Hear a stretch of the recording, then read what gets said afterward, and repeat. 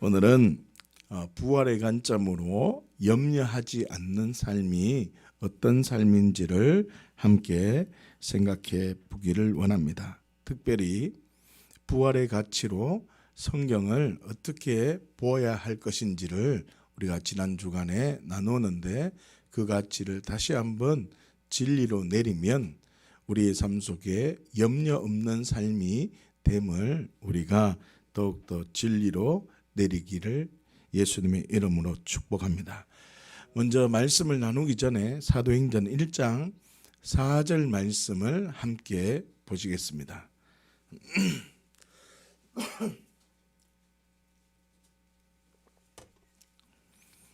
사도행전 1장 4절 말씀입니다. 함께 보십시다. 시작.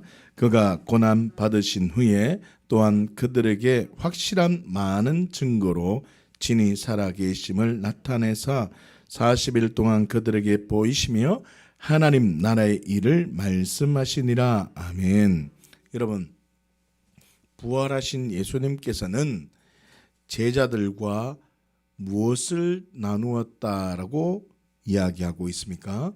40일 동안 하나님 나라의 일을 전하였다라고 선언하고 있습니다.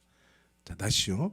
부활하신 예수님께서 제자들에게 40일 동안 하나님 나라의 일만을 전한 이유는 무엇입니까? 그 이유는 하나님 나라가 믿어질 때, 잘 들으세요. 하나님 나라가 믿어질 때 어떤 말씀이든지 어떤 상황이든지 하나님만 언제나 옳다는 삶으로 살아갈 수 있기 때문입니다. 다시요. 무슨 뜻입니까?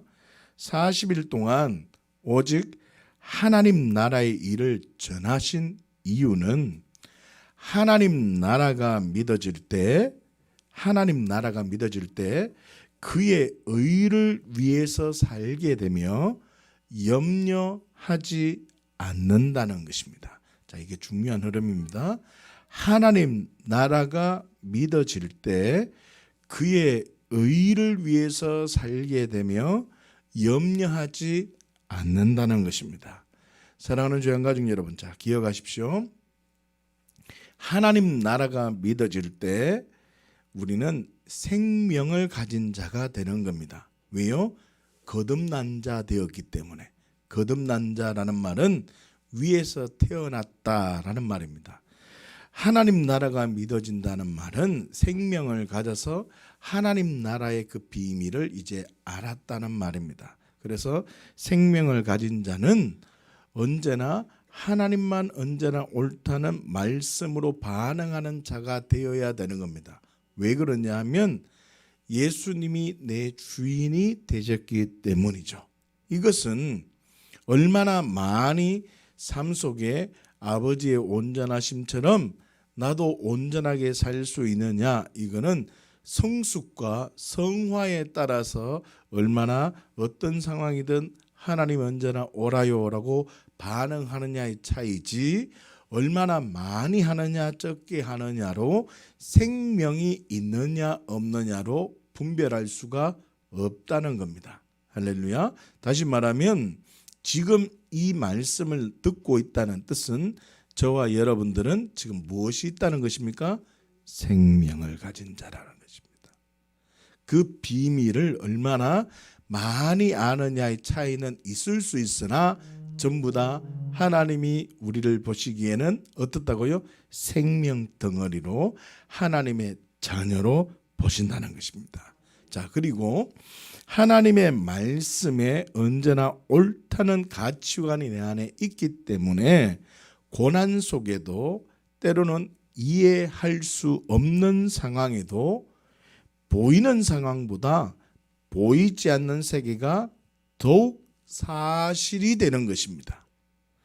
그래서 보이지 않는 세계가 있다는 추상적이며 막연한 가치로 살아가는 것이 아니라 부활하신 예수님을 통해서 제자들은 지금까지 예수님과 동행하면서 경험한 모든 표적이 예수님과 같이 동행하면서 정리되고 이해되어서 확실하며 든든한 믿음이 되었기에 염려하지 않는 삶, 오직 하나님 나라를 위해서 살아가는 삶, 다시요, 아버지의 일이 나의 일이 되는 삶을 살아갈 수 있었다는 것입니다.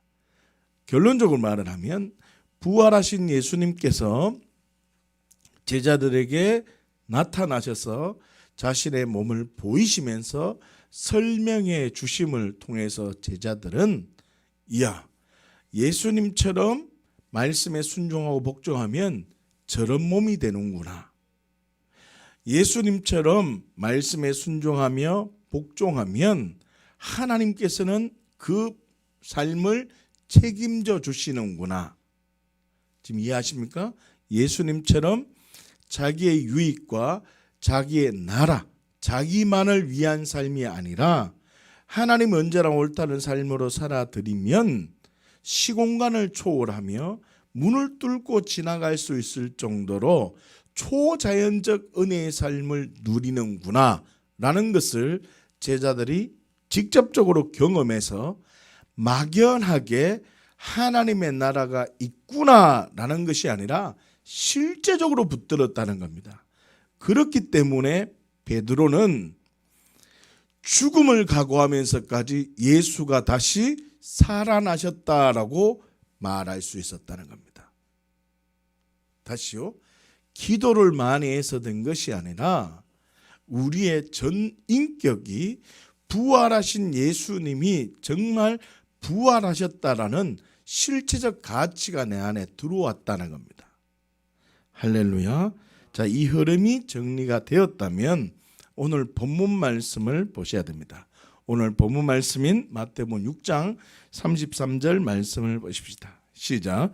그런즉 너희는 먼저 그의 나라와 그의 의를 구하라.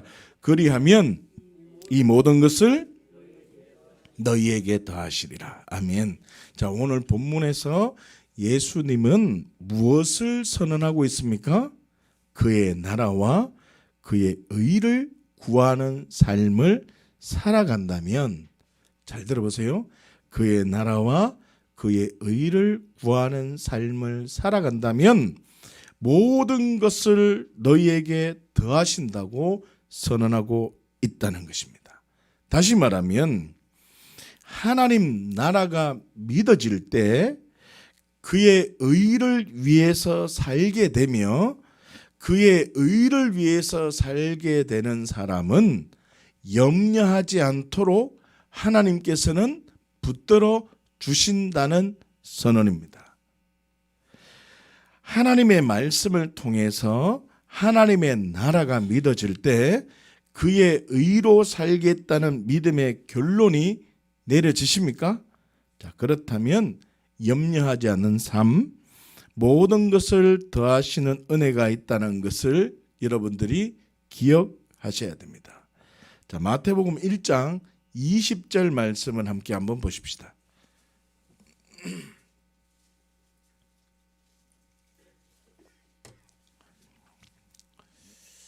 마태복음 1장 20절입니다. 자, 이제 말씀과 염려, 자, 요 단계로 한번 생각을 해보겠습니다. 마태복음 1장 20절입니다. 시작. 이 일을 생각할 때 주의 사자가 현몽하여 이르되 다윗의 자손 요셉아, 네 아내 마리아 데려오기를 무서워하지 말라. 그에게 잉태된 자는 성령으로 된 것이라. 아멘. 자, 한번 보십시오. 말씀을 제대로 보셔야 돼요. 말씀을 계속 보시면 동정녀의 몸으로 예수님께서 태어나셨다라고 선언하고 있습니다. 자, 이 사실 도저히 믿어지지 않고 이해할 수 없는 사건입니다. 맞습니까? 그런데 우리는 이것을 믿음으로 고백하는 것입니다. 할렐루야. 자, 그런데 생각을 해봐야 돼요. 이 단계를 거치지 않고 사람들은 그냥 믿습니다 하는 것이 문제라는 거예요. 자, 이제 제가 질문해 볼 테니까 스스로에게 답을 해 보십시오. 아래서 태어난 신라의 왕이 있습니다. 아래서 태어난 신라의 왕. 뭐 박혁거세나 여러분들이 뭐 잘 아는 알지왕, 이런 얘기 들어봤습니까? 다시요. 곰하고 호랑이가 있었는데 인간이 되기 위해서 살다가 마늘을 먹으면 인간이 된대요. 그래서 곰이 마늘을 먹고, 웃으면 안 되는데 잠깐.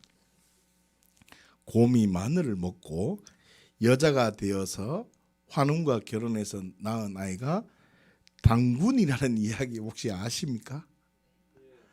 할렐루야. 저도 이런 얘기 지금 처음 하는 거라 닭살이 돋지만 하여튼 이런 얘기 아십니까? 자, 그럼 한번 들어보세요. 이제 스스로에게 대답을 해보셔야 됩니다. 예수님의 탄생과 다른 신하들의 탄생과 차이점이 무엇입니까? 이게 중요한 거예요. 지금 내가 사도신경을 하면서 신앙 고백으로 동저잉녀의 몸에서 나셨다라는 믿음의 고백으로 나는 믿습니다라고 고백하는 그 고백 뒤에는 내 스스로가 신화가 얘기하는 탄생설화와 예수가 이야기하는 탄생설화의 차이점이 분명하게 있어야 한다는 말입니다. 신화는 그 이야기로만 끝이 납니다. 누구도 살아있는 사람이 그 신화 속의 주인공이 될 수가 없다는 뜻입니다. 그렇지만 예수님의 탄생은 우리에게도 동일하게 적용되는 이야기라는 것입니다. 다시요. 예수님께서 동정녀의 몸에서 태어나셨다는 신비로운 이야기가 내가 십자가와 부활의 진리를 받아들이기만 하면 예수님께서 성령으로 잉태되신 것처럼 나 또한 성령으로 그리스도 안에서 새로운 피조물로 태어나는 동일한 사건이 나에게도 임한다는 뜻입니다. 할렐루야. 제 짧은 지혜로 설명할 길이 이거밖에 없습니다. 그러나 이거를 신비로 받아들여서도 안 되고 예수님의 탄생은 말씀 그대로 받아들여야 되는 겁니다. 그리고 이 말씀이 내 안에 하나님 나라의 가치로 나에게 다시 한번 읽어져야 된다는 것입니다. 다시요. 신화나 어떤 것들은 지금 또 곰이 마늘을 먹는다고 인간이 되었다는 것을 볼 수가 없습니다. 그러나 우리는 성령으로 십자가와 부활의 사건을 성령 안에서 내가 믿어지기만 하면 그리스도 예수 안에서 너도 새롭게 태어나는, 예수님이 성령 안에서 태어난 것처럼 너도 성령으로 다시 이해할 수 없는 그 신비로 다시 태어나는 은혜가 있다는 선언인 것입니다. 할렐루야. 무슨 뜻입니까? 하나님 나라가 믿어질 때, 다시요, 하나님 나라의 세계에 대한 그 놀라운 가치가 내가 믿어지면 그의 의를 위해서 살게 되고 염려하지 않게 된다는 것입니다. 다시요. 그 동정녀 잉태설을 하나님 나라의 가치로 내가 다시 한번 읽기 시작하면, 하나님 나라의 가치로 내가 다시 한번 묵상하게 되면 그 사건이 나의 사건이 된다는 뜻입니다.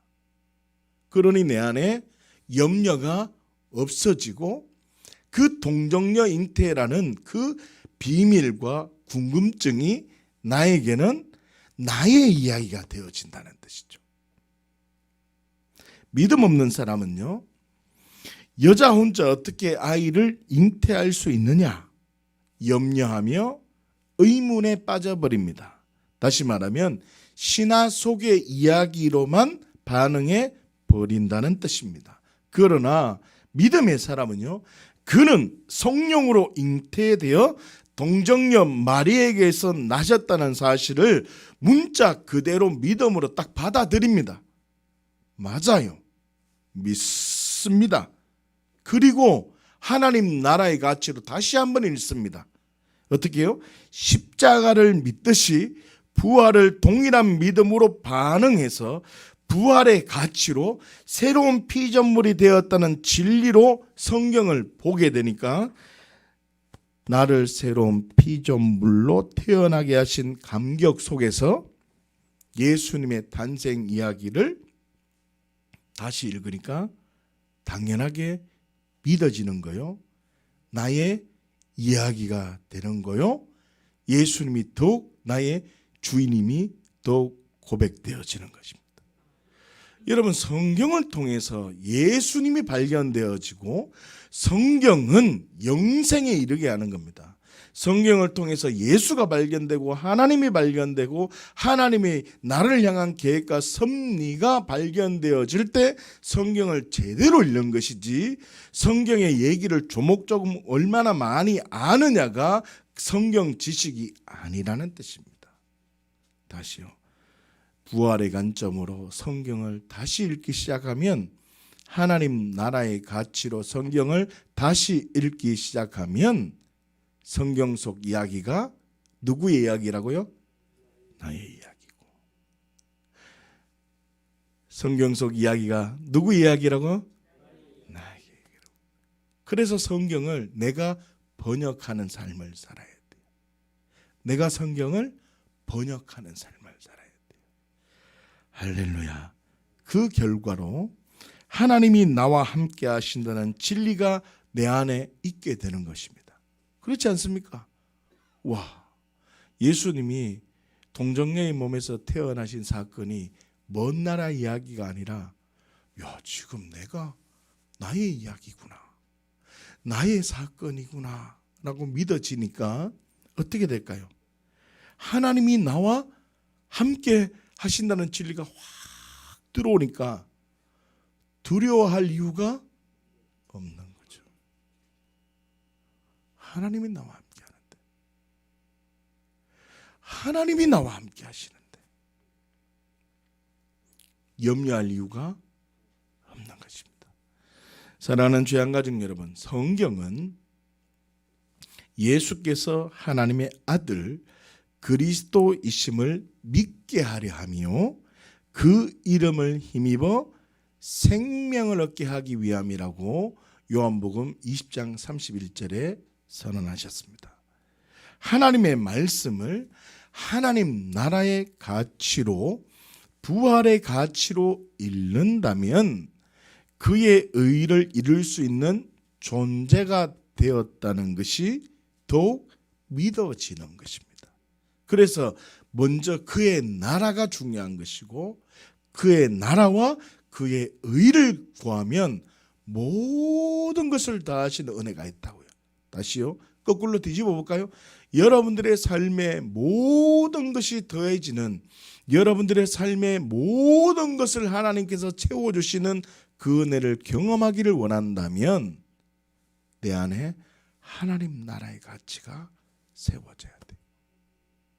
하나님 나라의 가치. 내가 얼마나 많이 벌었느냐, 내가 얼마나 건강하느냐, 이것을 떠나서 하나님 나라의 가치가 내 안에 임하면 하나님의 뜻을 발견하게 되고, 하나님 오라요 라고 고백하게 되어져서 하나님의 의로, 예수님의 의례대로 예수님처럼 살아갈 수 있는 것입니다. 할렐루야. 다시요. 예수님께서 성령으로 잉태되신 사건을 읽으면서 예수님은 성령으로 잉태되신 것을 믿습니다. 이것으로만 끝나는 것이 아니라 이렇게 추상적이고 맹목적으로 반응하는 믿음 없는 사람이 되는 것이 아니라, 나도 예수님처럼 성령으로 잉태된 새로운 피조물로 결론을 내린다면, 한 번 더 나의 사건으로 적용한다면 하나님 나라가 내 안에 이루어진 거란 말이에요. 하나님 나라가 내 안에 이루어졌기 때문에 하나님 나라는 내 손 안에 이루어졌단 말이에요. 하나님 나라가 내 안에 이루어졌다고. 그러면 하나님 나라가 내일 임하는 거예요? 지금 이 순간에 임하는 거예요? 지금 이 순간에 임하는 거예요. 다시요. 성령으로 잉태된 사건을 나의 사건으로 적용하고 예수의 이야기로 내가 적용을 하고 하나님의 생명의 가치로 내가 그 말씀을 접근하기 시작하면 하나님 나라가 내 안에 이루어진 것이 되고 하나님 나라의 힘으로 살아갈 수 있다는 겁니다. 그렇기 때문에 나는 염려할 이유가 없게 되는 거죠. 어제 이것이 막 내 안에 밀려오는데 막 가슴이 막 터질 것 같더라고. 하나님께서 주양교회 공동체 모든 식구들에게 이 은혜가 임한다고 하시더라고요. 이 은혜가 지금 임해져 있는데 가치를 바꿔야 된대. 뭐라고요? 하나님 나라가 언제 임한다고요? 지금이라고. 하나님 나라가 내 안에 이루어졌기 때문에 하나님 나라가 여기 있다 저기 있는 것이 아니요, 내 손 안에 잡힐 만큼 요 자리에 와 있다는 거예요. 왜요? 하나님의 영이, 예수의 영이 내 안에 있고 하나님의 말씀을 통해서 나의 사건으로 믿어지고 하나님의 말씀이 내 안에 진리로 나와 동일된 사건으로 믿어지기 시작하니까 영생의 가치가 내 안에 막 작동되기 시작하는 거예요. 생명의 가치가 작동되기 시작한다고. 이것이 한 구절 작동되어지고 또 한 구절 작동되어지고 하루가 아니라 내일 계속 365일 계속 24시간 내 안에 작동되기 시작하면 어떻게 해요? 하나님의 은혜가 나를 감싸고 운행한다는 거예요. 잘 들어보세요. 말씀이 내 삶을 인도하는 흐름을 타기 시작하면 하나님이 내 안에 은혜를 부어주십니다. 기도력으로 승부를 걸지 않기를 예수님의 이름으로 축복합니다. 그렇다면요, 하나님 나라가 믿어지는 사람이 있고 믿어지지 않는 사람이 있다 그랬잖아요. 하나님 나라가 믿어지는 사람은 어떻게 해야 된다 했죠? 먼저 그의 나라와 그의 의를 구하면 모든 걸 다하는 은혜가 있다 그랬잖아요. 다시요. 우리가 성경을 통해서 성경은 우리에게 무엇을 위해 주셨다고요? 하나님과 그의 아들 예수 그리스도가 하나님 아들 그리스도이심을 믿게 해서 우리가 결론적으로 영생을 얻기 위함이라고 성경을 주신 목적이라 했어요. 그러니까 성경 말씀을 통해서 한 구절 한 구절 말씀을 통해서 내가 하나님 나라의 가치가 세워지면 나는 어떤 가치가 세워지냐면, 와, 그렇네, 나는 하나님 말씀대로 살 수 있는 존재가 되었구나. 이해돼요? 그러면 먼저 그의 나라가 내 안에 이루어지면 그의 의를 위해서 살 수 있는 존재가 되었다고 믿음으로 딱 결론이 내어진다고요. 그러면 나는 어떻게 살까요? 사람들마다 다 다르지만, 정도의 차이가 다 다를 수 있지만 믿음으로 행동하는 것에 따라서 하나님은 모든 것을 다하는 은혜가 있다라고 딱 법칙을 만들어 놓았어요. 그러면 믿음 있는 사람은 그의 나라와 그의 의로 가치로 반응할 것이고, 믿음 없는 사람은 자기 나라, 자기 의, 자기 경험으로 반응하며 염려한다는 거예요. 이 두 개의 흐름이 이해되십니까? 그러면 하나님 나라가 믿지 않는 삶의 특징을 한번 보십시다. 누가복음 12장입니다. 오늘 계속 이번 주간 누가복음 12장 말씀을 함께 볼 것입니다. 12장 16절에서 18절까지 말씀을 보십시다. 12장 16절에서 18절입니다. 함께 보십시다. 시작. 또 비유로 그들에게 말하여 이르시되 한 부자가 그 밭에 소출이 풍성함에 심중에 생각하여 이르되 내가 곡식 쌓아둘 곳이 없으니 어찌할까 하고 또 이르시되 내가 저렇게 하리라. 내 곡간을 헐고 더 크게 짓고 내 모든 곡식과 물건을 거기 쌓아두리라. 아멘. 자, 본문 안 보시면 밭에 소출이 풍성한 부자가 어떤 고백을 지금 하고 있습니까? 곡식을 쌓아둘 곳이 없다는 거예요. 소출이 너무 많았어. 곡식을 쌓아둘 곳이 없으니까 내 곡간을 헐고 더 크게 짓고 내 모든 곡식과 물건을 거기 쌓아둘 것이라고 생각을 합니다. 내가 주인이고 내가 모든 것을 계획하며 자기 나라를 위해서 생각하는 것입니다. 일부 예배의 말씀으로 말하면 내가 어떻게 한다고요? 흘려보내는데 누구에게만 흘려보낸다고요? 자기에게만 흘려보낸다고. 자기에게만. 그리고 생각해 보십시오. 가진 것이 많기 때문에 가난한 사람들의 입장에서는 그 사람이 가난한 사람이 보기에는 가진 것이 많기 때문에 행복할 것 같고 근심이 없는 삶을 살아갈 것 같은데 이 사람은 지금 소출 때문에 걱정하고 염려하더라는 거예요. 자, 이건 무슨 말이에요? 모든 사람은 다 걱정하고 염려거리가 있다 없다? 있다는 거예요. 내만 힘든 게 아니라 다 힘들다는 거예요. 자, 옆에 있는 사람들에게 인사합시다. 힘들지요? 다 힘듭니다. 다시요. 힘들제? 그래, 다 힘들다. 힘내자. 다시요. 힘들제? 다 힘드니까 우리 한번 힘내봅시다.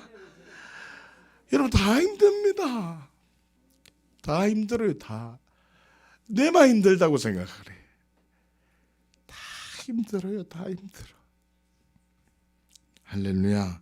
그런데요, 하나님은요, 부자를 어떻게 평가하고 있습니까? 21절 말씀 한번 볼까요? 시작. 자기를 위하여 재물을 쌓아두고 하나님께 대하여 부여하지 못한 자가 이와 같으니라. 아멘. 어떻게 해요? 자기를 위하여. 어떻게 해요? 자기를 위하여. 하나님께 대하여 부여하다, 하나님께 대하여 부여하지 못하다. 하나님께 대하여 부여하지 못하다. 이 말은 먼저 그의 나라와 그의 의를 구한다, 구하지 못한다. 구하지 못한다.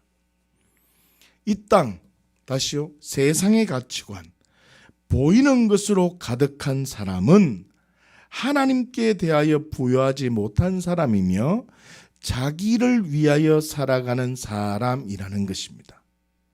다시 말하면 하나님 나라의 가치가 없기 때문에 자기만을 위하여 삶을 살게 되고 근심하며 염려하는 삶을 살아가게 되더라는 것입니다. 자, 그렇다면요, 믿음의 사람은 어떻게 반응할까요? 믿음의 사람. 누가복음 23장 43절 말씀을 보십시다. 누가복음 23장 43절 말씀입니다. 함께 보십시다. 시작. 예수께서 이르시되 내가 진실로 네게 이르노니 오늘 네가 나와 함께 낙원에 있으리라 하시니라. 아멘. 여러분, 십자가에 달리신 예수님께서 함께 달린 강도에게 오늘 네가 나와 함께 낙원에 있을 것이라고 선언하고 있습니다.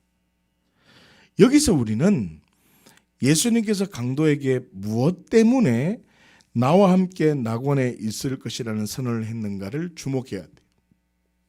왜 예수님께서 강도에게 너 나와 함께 낙원에 있을 것이다 이 말을 했느냐 얘기를 우리가 생각을 해보아야 한다는 뜻입니다. 다시 말하면 우리가 강도와 같은 그 가치가 있어야 한다는 것입니다. 그 가치가 뭘까요? 하나님의 나라, 하나님의 그 의, 예수 그리스도의 십자가와 부활의 가치가 내 안에 있어야 한다는 뜻입니다. 자, 누가복음 23장 41절에서 42절 말씀 한번 보십시다.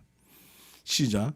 우리는 우리가 행한 일을 상당한 보응을 받는 것이니 이에 당연하거니와 이 사람이 행한 것은 옳지 않는 것이 없느니라 하고 이르되 예수여 당신의 나라에 임하실 때 나를 아멘.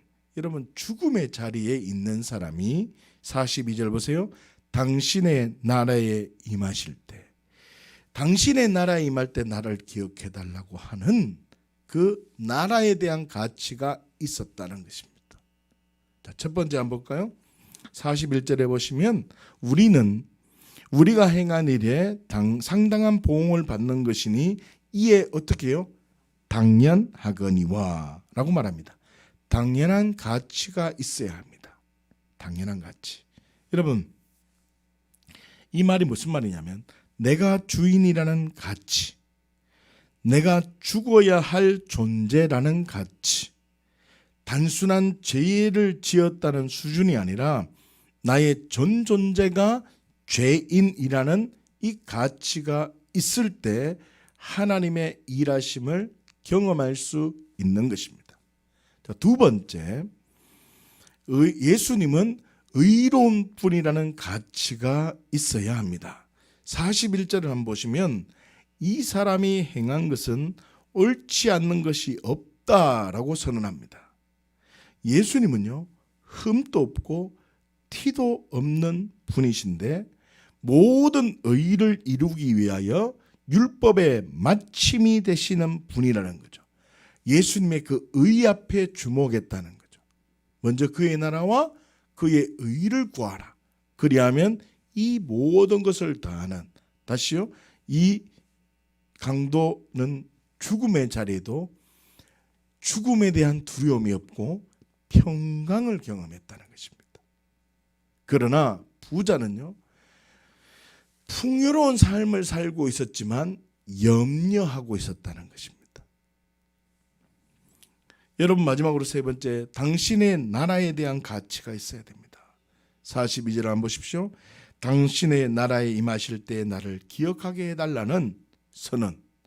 당신의 나라, 예수님의 나라, 하나님의 나라, 보이지 않는 세계에 대한 가치가 세워져야 한다는 것입니다. 여러분 이게 무슨 뜻입니까? 예수님과 함께 십자가에 못 박힌 강도가 낙원을 보장받은 이유는 자신의 전 존재적으로 죄인이라는 당연한 사실, 깨달음이 있었다는 것입니다. 그리고 예수님만 의로운 분이시고 예수님만 하나님의 나라의 그 모든 통치권자임을, 하나님의 나라가 얼마나 귀중한 것임을 고백하게 되었다는 것입니다. 그러자 낙원, 죽음의 순간에도 염려하지 않고 도리어 평강을 경험했다는 것이죠. 무슨 뜻입니까? 하나님의 나라가 믿어질 때, 다시요, 하나님의 나라가 믿어질 때 그의 의를 위해서 살게 될 수 있는 겁니다. 그래서 그의 의로 살게 되어지면 우리의 마음속에 염려가 없는 삶을 살게 되어지는 거죠. 그러니까 염려 없는 삶의 흐름이 되어지기 위해서는 첫 번째, 하나님 나라의 가치가 먼저 세워져서 하나님의 의로, 다시요, 예수님이 원하시는 걸 내가 한번 해보는 겁니다. 오늘 해보고 열매가 없어. 그 다음 해보고 또 열매가 없어. 그래도 계속 하다 보면 하나님이 나에게 열매를 줄 때가 있어요. 질문하지. 첫 번째 했을 때 열매를 주면 좋을 것 같고, 두 번째 했을 때 열매를 주면 좋을 것 같은데 왜 세 번째, 네 번째, 다섯 번째, 열 번째 했을 때 열매를 주십니까? 질문이 생길 수 있거든요. 하나님은 열 번째 될 때가 더 가면을 벗었다는 말이에요. 열 번째 될 때가 그 복을 받을 수 있는 너 힘이 되었다는 뜻이에요. 지금 이해하십니까? 그 힘이 되어졌다는 거예요. 그러면 이 은혜를 받은 사람은 이 가치가 있기 때문에 하나님의 시간 속에서 이 가치로 매일매일 매 순간을 그 가치로 살면 응답받기 시작하면요, 이 사람은요 계속 하나님의 나라의 가치로, 하나님의 의로, 다시 말하면 하나님의 나라의 확장을 위해서 한 걸음 한 걸음 순종하며 가는 거예요. 가다 보면 하나님이요 이 인생을 책임져 줄까요? 책임져 주지 않을까요? 책임져 주십니다. 그러면 어떤 사람들보다 더 빠른 길을 가게 되는 겁니다. 그런데 사람들은 그 길을 가지 못합니다. 왜요? 보이는 게 더 크기 때문이죠. 선택하셔야 돼요. 선택. 다시요. 이게 너무 중요한 말이에요. 하나님 나라가 믿어질 때 그의 나라를 위해서 살게 되고, 그러면 염려하지 않는 삶이 되고 믿음으로 살게 되어지는 겁니다. 믿음으로. 강도는 하나님의 나라가 가치가 세워졌기 때문에 자신이 죄인임을 깨달은 거예요.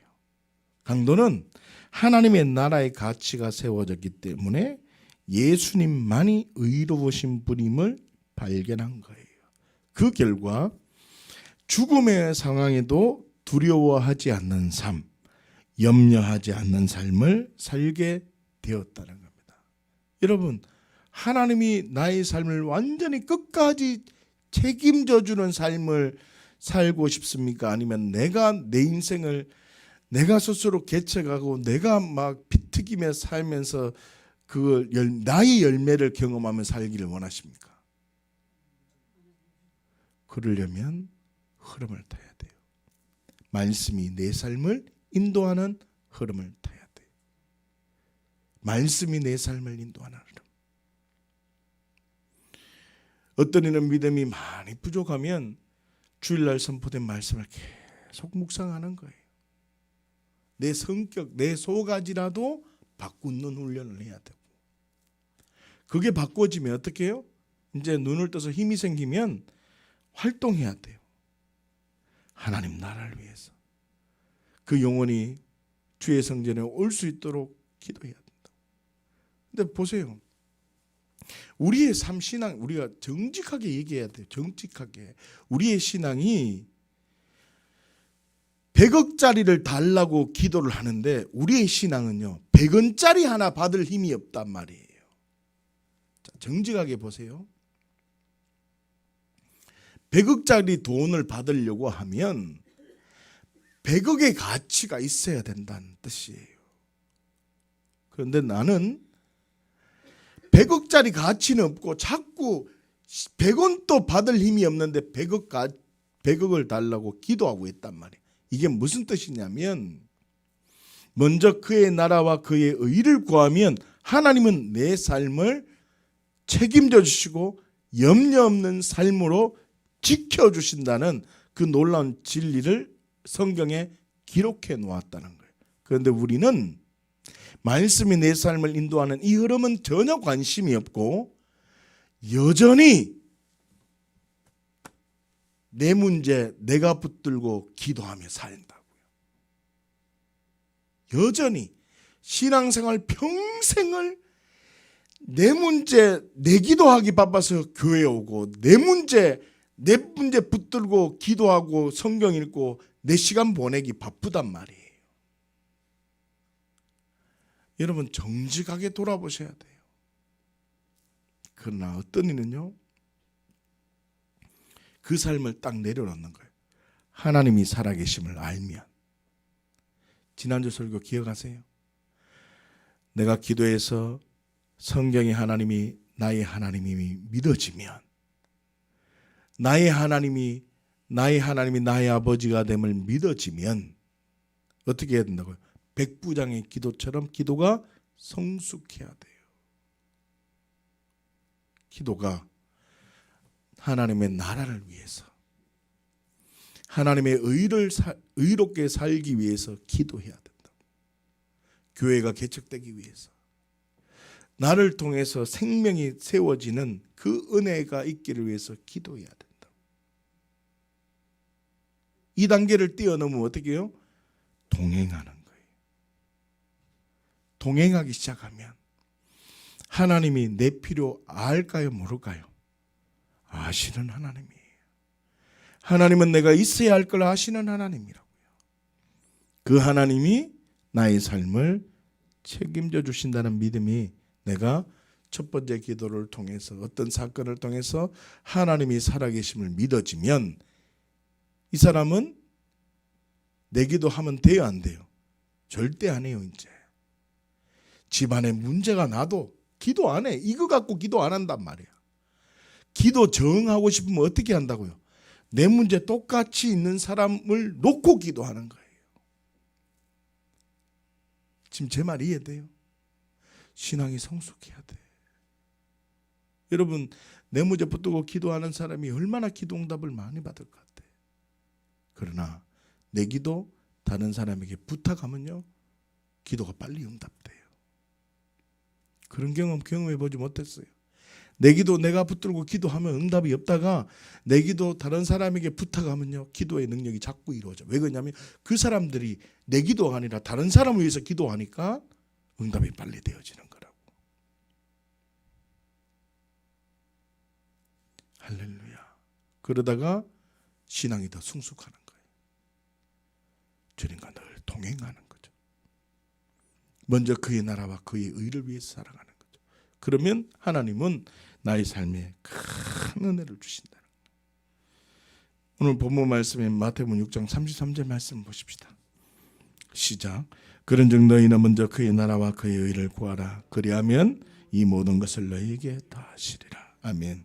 먼저 그의 나라와 그의 의를 구하면 이 모든 것을 너희에게 더하신다 라고 선언합니다. 그리고 34절에 보시면 한 가지 당부를 하십니다. 보실까요? 시작. 그러므로 내일 일을 위하여 염려하지 말라. 내일 일은 내일이 염려할 것이요 한날의 괴로움은 그날로 족하니라. 아멘. 내일 일을 위하여 염려하지 말라고 선언하고 있습니다. 그리고 내일 일은 내일이 염려할 삶을 살아라 라고 선언하고 있습니다. 사랑하는 주양가족 여러분, 이 말을 다르게 표현하면 이런 말입니다. 그러므로 오늘 일만 생각하라. 오늘 일만. 오늘 지금 이 순간에만 집중하라. 오늘 일은 오늘만 생각하고 내일까지 영향을 끼치지 말라. 이 말이.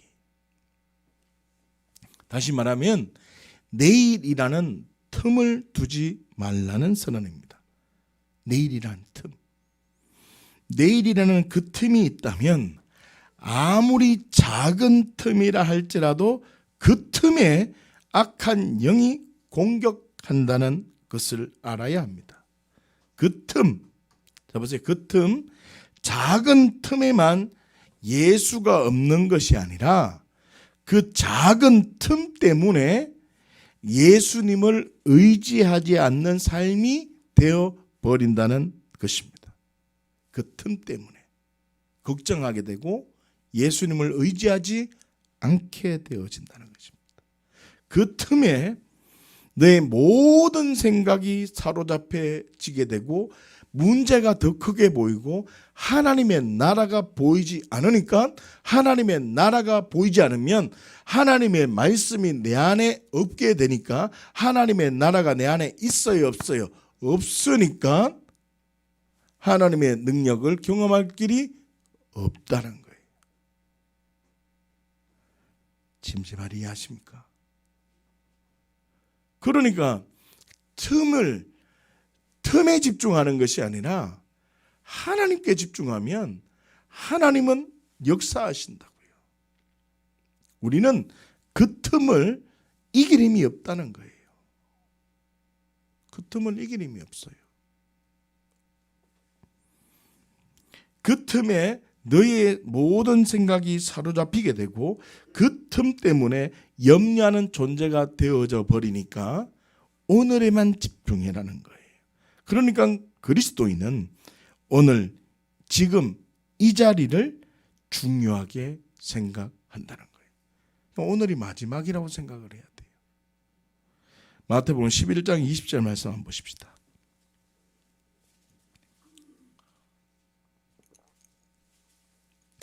마태복음 11장 20절입니다.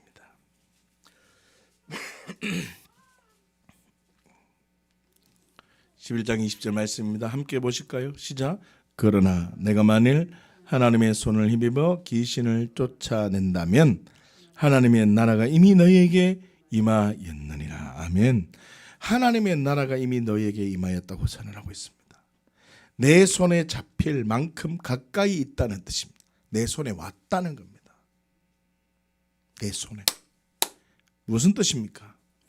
하나님 나라의 가치가 세워지고 예수가 주인된 삶을 살려고 하는 믿음의 사람은 시선이 내 손에 잡히는 오늘, 하나님이 일하시는 그 오늘, 지금 이 자리에 집중한다는 겁니다. 지금 이 자리. 지금 이 자리에 하나님께서 일하실 것을 기대하며 내가 하나님의 말씀에 어떻게 반응해야 할 것이며 말씀이 이루어질 것을 기대하며 집중한다는 겁니다. 지금.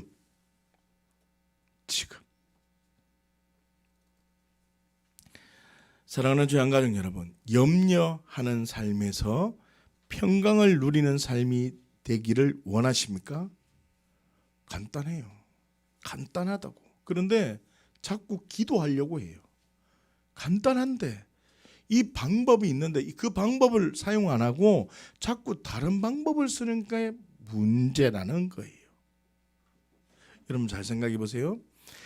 내가 죄인인데 그 죄를 해결할 방법은 십자가 부활 외에 다른 방법이 있습니까? 있어요?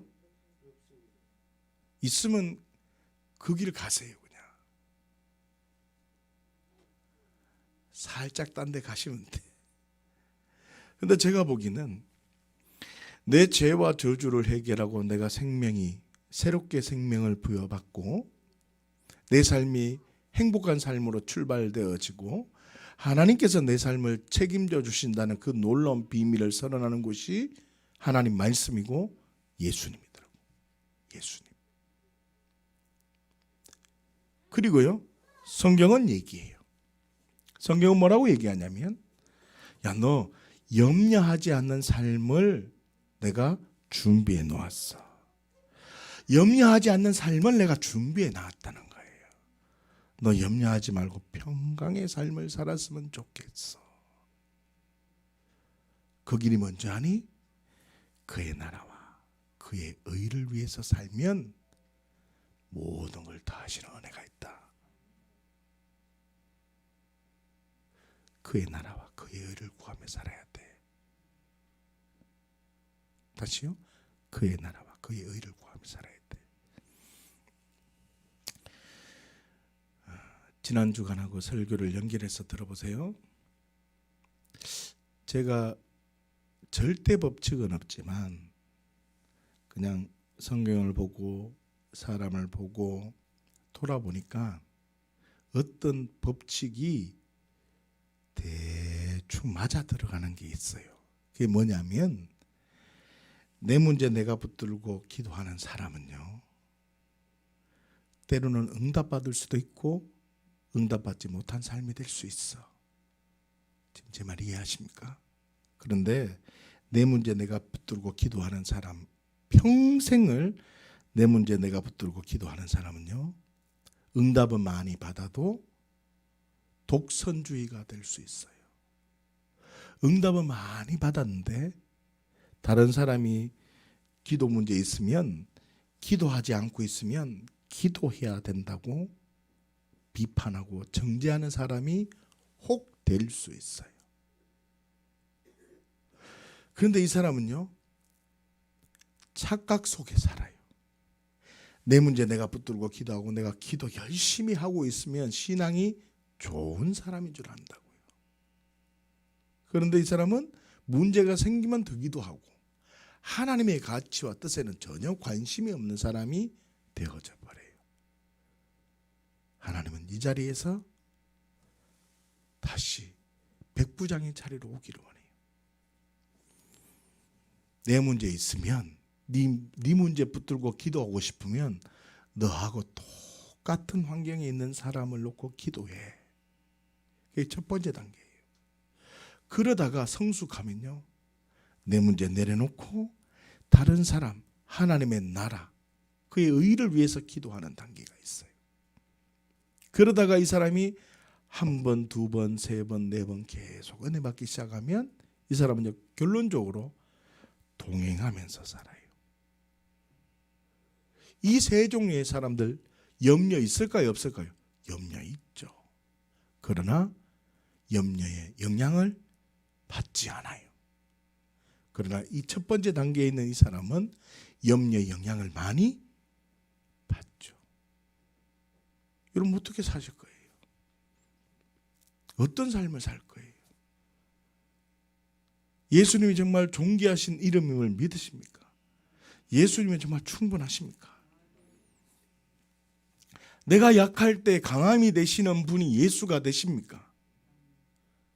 정말 맞아요. 내가 약하면 약하고 내가 병들면 병들수록 내가 무능력하면 무능할수록 예수가 더욱 생각나냐는 말이에요. 문제보다 예수가 더 생각나냐는 거예요. 여러분 다시요. 잘 들어보세요. 이제 다음 주에는 갈릴리로 가야 돼. 다음 주에 갈릴리 가야 되잖아요. 예수님 이제 성천주간 됐거든요. 잘 들어보세요. 첫 번째 부활에는 책임이 있어요. 책임. 뭐냐면 야, 너 옛사람 죽고 새로운 사람이 되었잖니. 너 핏값으로 너 새로운 사람 되었어. 근데 새로운 사람이 되는데 조건이 있다는 거예요. 뭐냐면 너 그 집 마음대로 살아. 그런데 조건이 있다고. 뭐라고요? 예수님과 함께 살아야 된대요. 뭐라고요? 예수님과 함께 살아야 된대. 자, 이 집 우리가 이 주양교회 이 건물을 쓰고 있어. 조건이 뭐냐면 4년, 5년 동안은 너 마음대로 써야 돼. 그러나 계약 만료되면 나가세요. 이게 조건이에요. 그리고 월세를 얼마 내야 돼. 이게 조건이야. 이해하시는가요? 새로운 피조물이 되면 조건이 딱 한 가지 있어. 예수와 사는 거야. 그런데 예수와 같이 사는 게 쉬워요, 어려워요? 어렵지, 맨 처음에. 여러분, 그래 죽고 못 살다가 결혼을 같이 하고 같이 살게 되면 같은 문화를 살고 있는 사람이 한 집에 살게 되면 문화 충돌이 생겨서 힘듦이 올 수 있다는 거예요.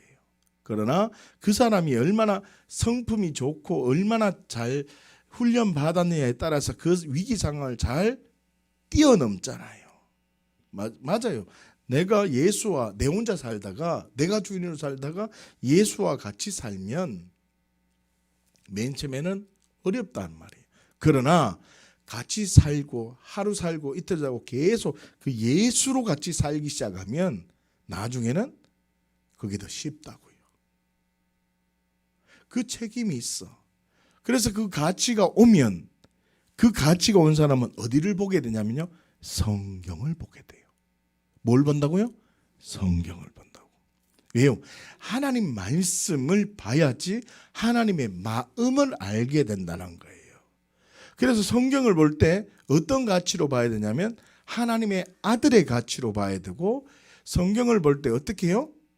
그리스도의 관점으로 봐야 된다는 거예요.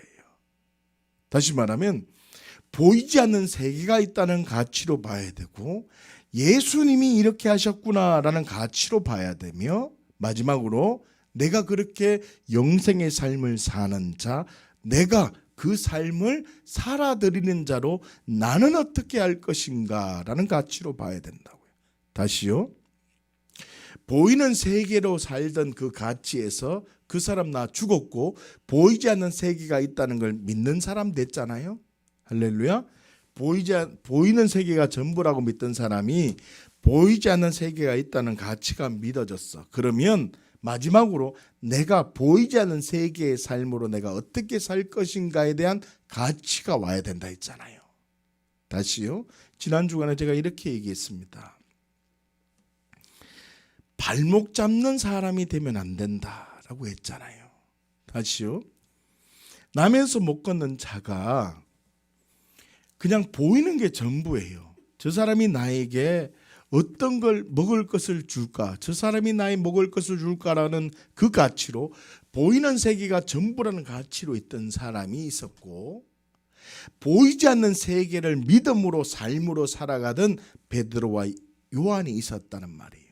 그 사람이 걸어가다가 보이는 세계가 전부라는 그 사람이 말합니다. 나한테 먹을 걸 주세요 라고 하니까 보이지 않는 세계가 있다는 베드로가 뭐라고 얘기합니까? 내 눈을 맞추어라. 내게 주목해라 라고 하는 거예요. 그러자 이 보이는 세계가 전부라던 사람이 보이지 않는 세계를 믿는 사람과 눈이 맞추어지자 뭐라고 얘기합니까? 은과 금은 내게 없지만 내게 있는 것으로 네게 주니 일어나 걸어라. 이렇게 말하자 이 사람이 걷게 됩니다. 우리는 이 속에서 생명의 비밀을 또 보아야 된다 했잖아요. 내게 있는 그것이 뭐라고요? 그냥 능력이 아니라 베드로가 그렇게 사역을 할 수 있도록 보이지 않는 곳에 놀라운 사랑의 손길이 있었다는 거예요. 베드로가 삶을 살아가는데 베드로 부인이 밥 줘야지 어디 자꾸 쏘다니냐고. 그럼 베드로가 복음 전도하러 다닐 수 있었을까요? 없을까요? 없었죠. 베드로의 발목을 안 잡았다는 거예요. 자녀들도 안 잡고. 그러니 내게 있는 그것을 준다는 말은 베드로 혼자 베드로와 예수와 함께 손 얹는다는 것이 아니라 베드로 전체 삶의 공동체가 같이 손을 얹었다는 말이에요. 아내도 같이 얹고 베드로의 자녀도 같이 손을 얹었다는 뜻이. 그러자 하나님의 능력이 풀어졌다는 보이지 않는 가치에 우리가 눈을 뜨게 된 거예요. 그리고 우리에게 초청한다 그랬잖아요. 나는 혹시 발목을 잡고 있지는 않느냐. 그리고 오늘 말씀에 들어오잖아요. 오늘 말씀 속에서 베드로와 요한처럼 우리가 먼저 그의 나라와 그의 의를 구하는 삶으로 살아가면 하나님은 모든 것을 다하여 주신다. 먼저 그의 나라와 그의 의를 구하는 삶으로 한번 살아가 볼래? 그러면 나는 너희에게 염려와 걱정을 내려놓게 될 수 있도록 내가 삶을 지켜줄 것이다. 너 한번 거기를 한번 가보자. 너 기도하는 형태를 좀 내려놓아라. 내 문제 붙들고 기도하는 삶을 내려놓아라. 지난주에 그랬잖아요. 내 기도 문제 다른 사람한테 얘기하는 수준을 뛰어넘어서 영혼이 잘 되고 교회가 개척되기 위해서 기도 제목을 한번 선포해 보아라. 지난주에 그 얘기했잖아요. 그러면 그 가치가 확장되어지고 그렇게 생각이 넓혀질 때 하나님은요 놀라운 은혜를 부어주십니다. 여러분 생각을 바꾸기 시작하면 하나님이 역사하세요. 내 문제 내 기도 제목 계속 붙들고 기도하지 말고 기도 부탁도 정말 하나님의 나라가 이루어지기 원한다고. 거기에 교회가 세워지기를 원한다고. 생각해 보세요. 그 아이가 있는 곳에 아이가 신앙생활 잘하게 해주세요라고 기도 부탁하지 말고 거기에 교회가 세워지게 해달라고. 얼마나 기도가 거창합니까? 지금 이해가 안 되세요? 예수 믿으면 교회가 세워지는 게 당연하잖아요. 그러니까 교회가 세워지기 위해서 기도해달라고. 그 사람이 그 교회 목사가 리더가 되게 해달라고.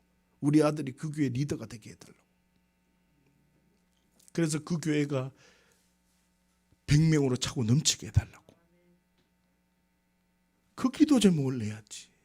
그러면 하나님 나라가 계속 확장케 되고 하나님은 그 모습을 보시고 기뻐하신다는 거예요. 다시요.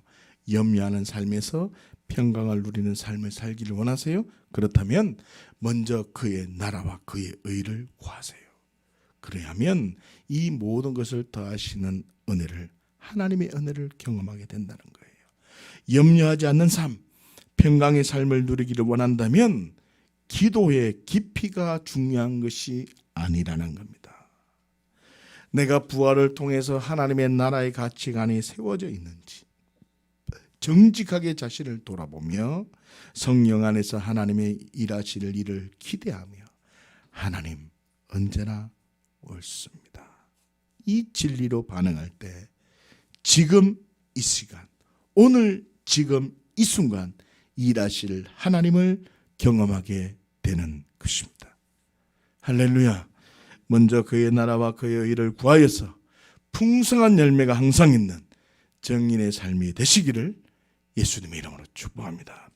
함께 기도하겠습니다.